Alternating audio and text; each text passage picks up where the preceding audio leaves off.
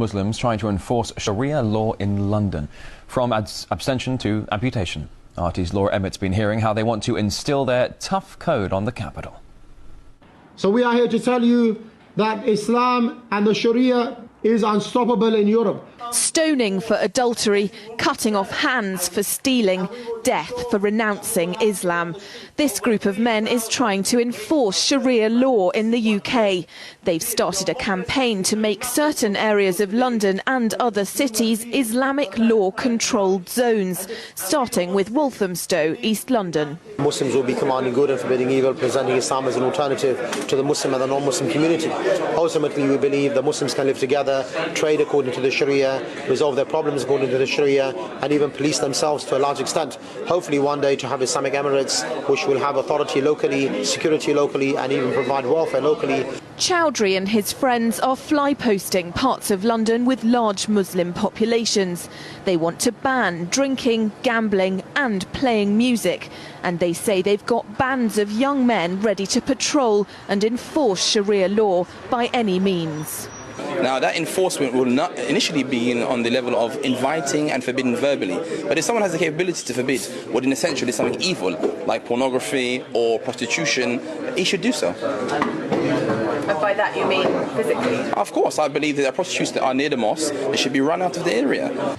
These Muslims say British society is broken, riddled with drugs, crime and prostitution. Because of that, they firmly believe members of the communities they're targeting will welcome Sharia law.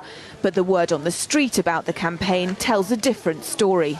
It comes down to, if you don't like the laws of the place you live, find somewhere where you do appreciate the laws, and all of these things are completely legal in this country. This is not India or Pakistan, this is England. We've got our own laws. People haven't got a right to come in here and bring their laws in here. Well, I think that would cause nothing but trouble.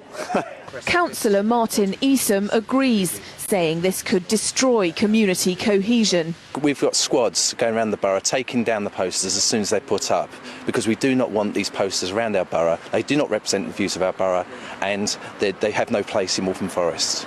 Citizen equality campaigners say the Sharia supporters shouldn't be considered a religious movement, but a far-right political organisation with a poster campaign designed to divide and conquer communities.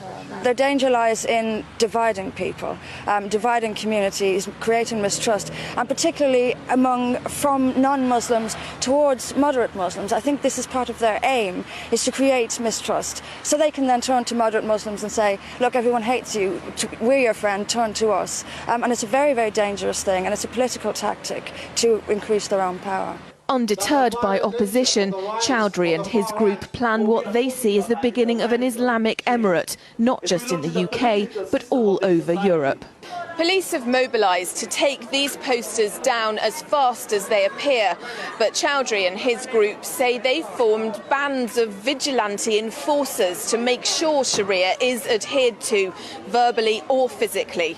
And in other parts of London, women have already been harassed for not covering their heads. If these Muslims ever get their way, I won't be able to dress like this on the streets of Walthamstow or many other parts of London, Brussels, Rome and Paris. Laura Emmett, RT.